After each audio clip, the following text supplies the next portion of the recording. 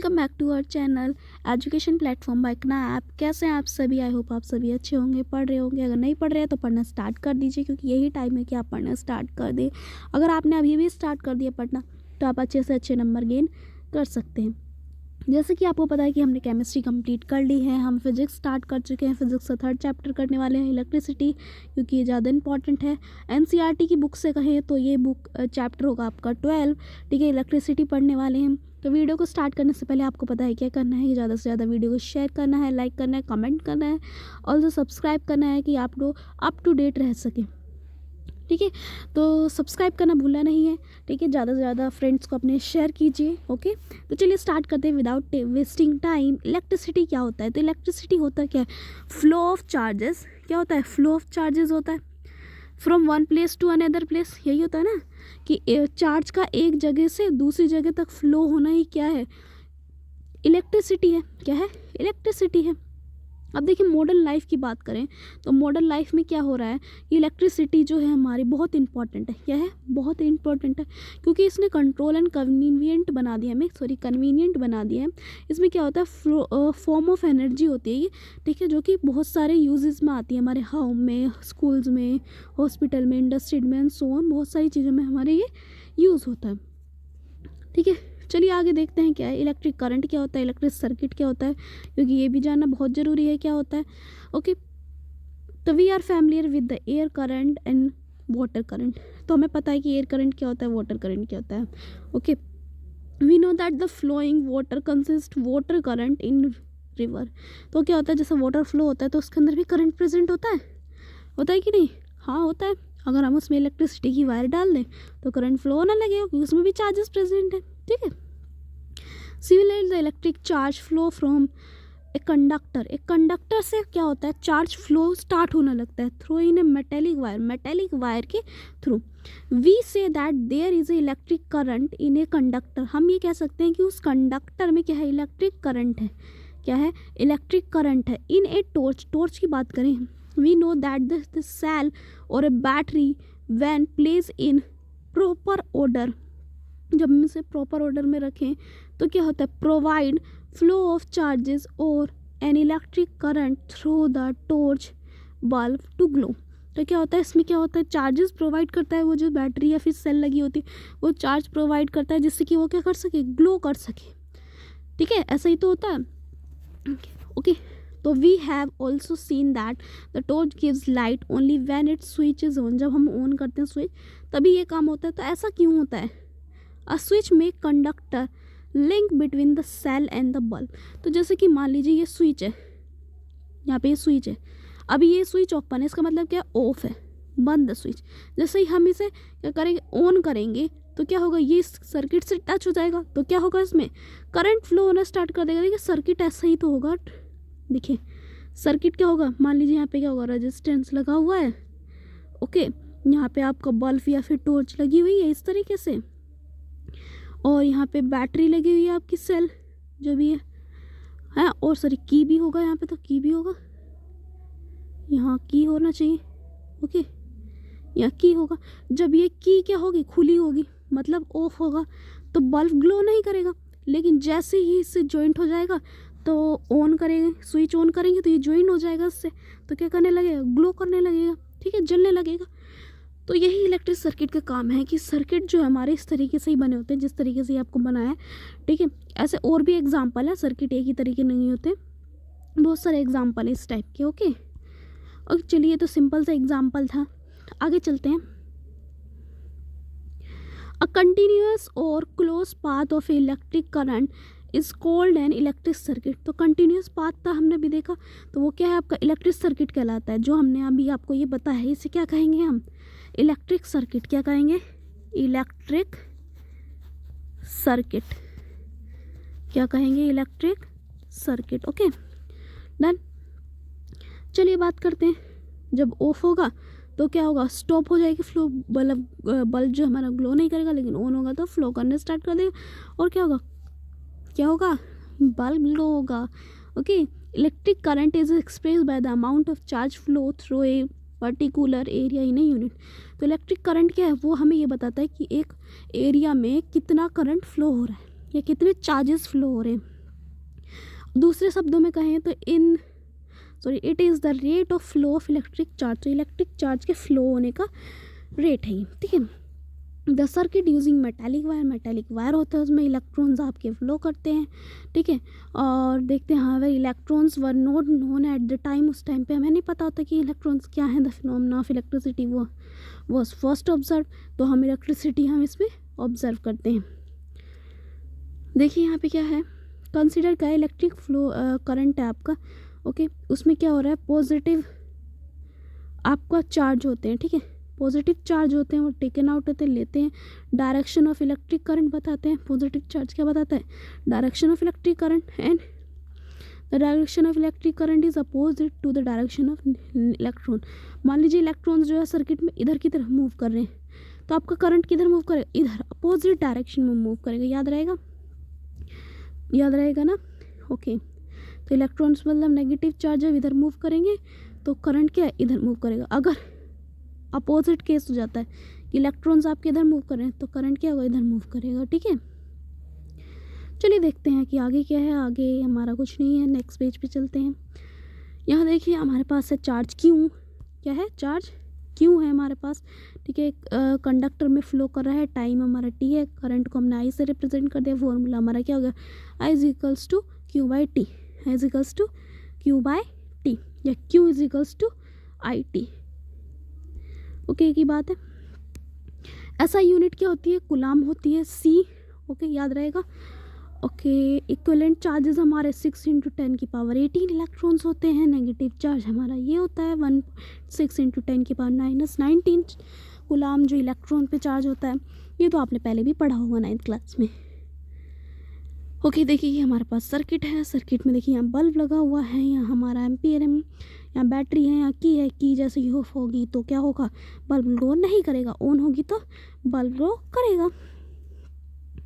चलिए देखते हैं आगे क्या है हमारे पास। एक क्वेश्चन है, क्वेश्चन में देखिए क्या दिया है, करंट ऑफ 5 एम्पियर दे रखा है हमारा, okay. It's drawn A filament of electric bulb of 10 minutes, time भी दिया है 10 minutes. Find the amount of electric current हमें फाइंड आउट करना है थ्रू द सर्किट। तो हमें पता है Q इक्वल्स टू क्या है, आई टी, करंट निकालना है, तो आई भी दे रखा है, टी भी दे रखा है। अब जो आपका ये टी है ये सेकंड में होना चाहिए, किस में होना चाहिए, सेकंड में, ओके। देखिए सेकंड में कर दिए चेंज, बस वैल्यूज़ रखो, पुट आउट की और आंसर। चलिए आगे देख लेते हैं। आगे है electric potential and potential difference आपका है, ठीक है। चलिए देख लेते हैं कहाँ से स्टार्ट करते हैं।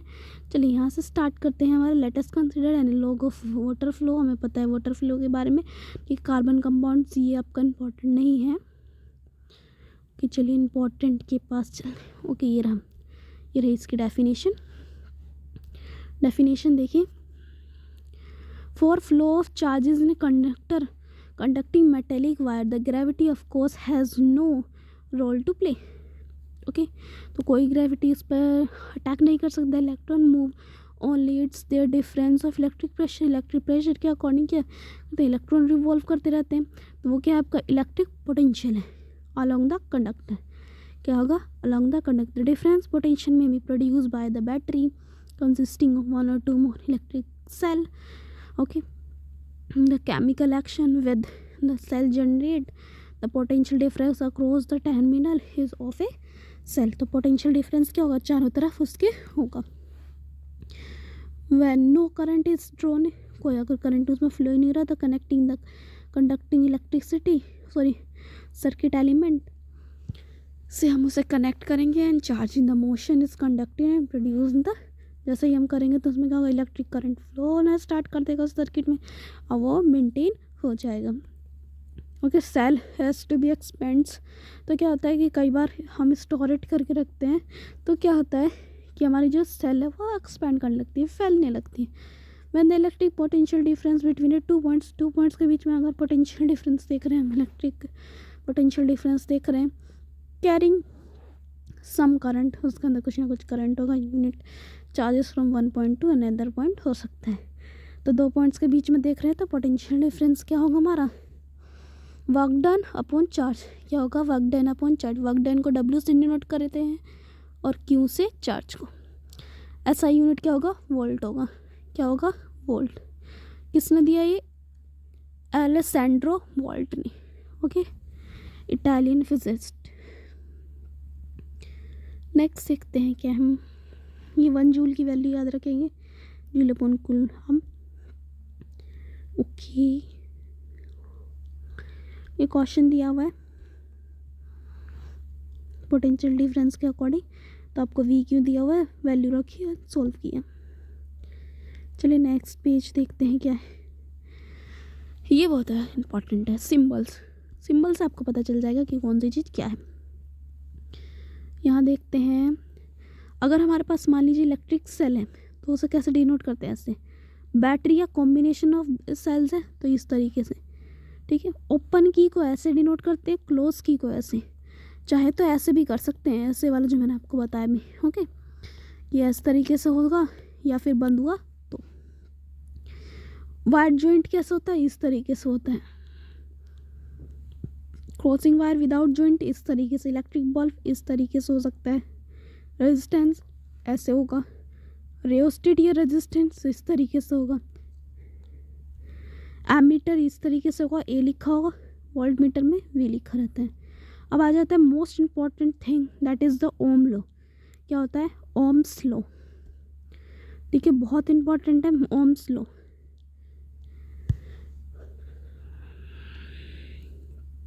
देखिए स्टार्ट करते हैं। In this activity we will found out the approximate the same value V upon I. यहाँ करंट है वी और sorry potential difference V, current है हमारा आई, ओके। ऑब्टेन करा गया है, इसमें ये ग्राफ दिया गया है हमें, ओके। ये बोला है एक जर्मन साइंटिस्ट थे, उन्होंने एक रिलेशनशिप निकाला इसका करंट का, flow in a metallic wire में जो फ्लो हो रहा है, पोटेंशियल डिफरेंस के बारे में, okay. Here is the direction, sorry, he stated that the electric current flowing through a metallic wire is directly proportional to the potential difference। उन्होंने बोला कि जो आपका इलेक्ट्रिक करंट है जो फ्लो हो रहा है मेटेलिक वायर में, वो किसके प्रोपोर्शनल होगा, डायरेक्टली प्रोपोर्शनल पोटेंशियल डिफरेंस के, पोटेंशियल डिफरेंस के। तो पोटेंशियल डिफरेंस किसके है, वी के इक्वल्स है, तो देखिए V is directly proportional to I, ये बोला है। अब ये है provided temperature remains the same, that is the Om law, यही बोला है। तो वी को अब जब हम ये प्रोपोर्शन का साइन हटाएंगे तो कांस्टेंट लाएंगे, अब तो क्या होगा, कांस्टेंट लाएंगे तो वो क्या होगा, हमारा आर होगा, ठीक है, आर आई। तो V equals to I R या फिर V equals to R I, okay, याद रहेगा। तो देखिए आर जो क्या है, रेजिस्टेंस है, क्या है, रेजिस्टेंस है, याद रहेगा। तो ये फॉर्मूला जो है बहुत इंपॉर्टेंट है, प्लस इसकी स्टेटमेंट याद रखनी है हमको, स्टेटमेंट क्या होती है। चलिए देखते हैं आगे क्या है हमारा। एसआई यूनिट देखिए ओम की क्या होगी, सॉरी एसआई यूनिट क्या होगी, ओम, इस तरीके से भी लिखते हैं, represented by this here, okay. Ohm's law क्या है, R is equals to V I, या फिर एक ही बात है, V is equals to I R, okay. Potential difference to conductor में देखा जाए तो अगर मान लीजिए 1 एम्पियर है तो ये पूछा जाता है कि मान लीजिए सारी चीज़ें 1 एम्पियर हो तो यूनिट 1 यूनिट कितना होगा, 1 वोल्ट अपॉन 1 एम्पियर, इस तरीके से, ओके। चलिए आगे चलते हैं।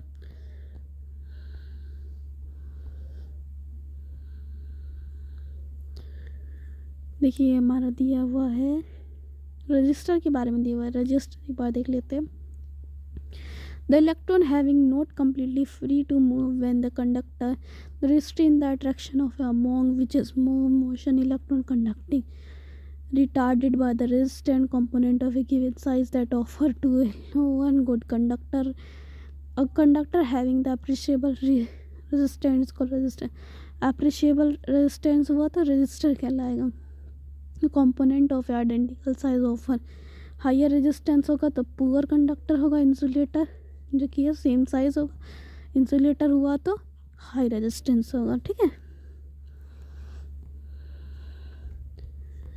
Factor of which resistance of conductor depends,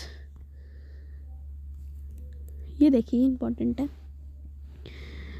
it is observe that the ammeter reading decrease to a half 1/2 when the length of a wire is double.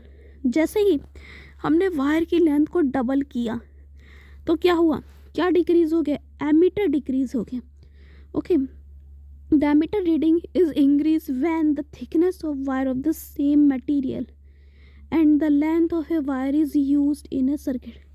हमने अब देखिए जो हमारा एमीटर है वो कब इंक्रीज़ होगा, डिक्रीज़ वाला देख लिया। अब ये इंक्रीज़ कब होगा, इंक्रीज़ जब होगा जब थिकनेस ऑफ वायर को हम क्या कर दें, सेम मटेरियल की रखें, ठीक है, और उसकी लेंथ को क्या करें, हम सेम लेंथ भी रखें उस टाइम, थिकनेस और लेंथ जो सेम हो, ठीक है। उसे डबल करो ट्रिपल करो मतलब नहीं, जो हमारी थिकनेस है और लंबाई है वो सेम होनी चाहिए।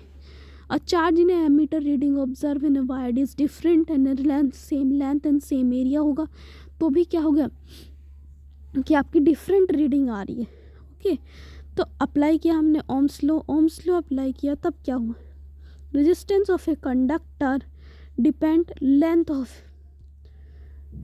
And area of A cross section. तो जो आपका रेजिस्टेंस है वो किस पे डिपेंड करे, लेंथ पे और एरिया पे, ठीक है। नेचर ऑफ मटेरियल पे डिपेंड कर रहा है, ये इंपॉर्टेंट है, किस पे डिपेंड करता है, ठीक है। Precise measuring how shows the resistance uniform material directly proportional to length and inversely proportional to the area. तो आपका रेजिस्टेंस क्या है, इनवर्स डायरेक्टली प्रोपोर्शनल होता है आई के एंड इनवर्सली प्रोपोर्शनल होता है 1/a area of cross section. तो जैसे ही हम इन दोनों को ज्वाइन करेंगे तो क्या हो जाएगा हमारा, R is inversely proportional to 1/a, inversely proportional to, जैसे ही हम ये हटाएंगे तो क्या होगा, रो का साइन आ जाएगा। तो ये हमारा एक न्यू फॉर्मूला बन गया, ठीक है, जैसे हम इलेक्ट्रिकल रजिस्टिविटी भी कहते हैं, क्या कहते हैं, इलेक्ट्रिकल रजिस्टिविटी भी कहते हैं। ये कुछ कंडक्टर मटेरियल्स हैं, उनकी रजिस्टिविटी आपको दी हुई है। चलिए आज के लिए इतना ही, कल पढ़ेंगे आगे का, ठीक है। आगे क्या है, यहाँ देखिए न्यूमेरिकल्स हैं आपके, न्यूमेरिकल सॉल्व करके एक बार देख लेना इन्हीं फॉर्मूले के अकॉर्डिंग।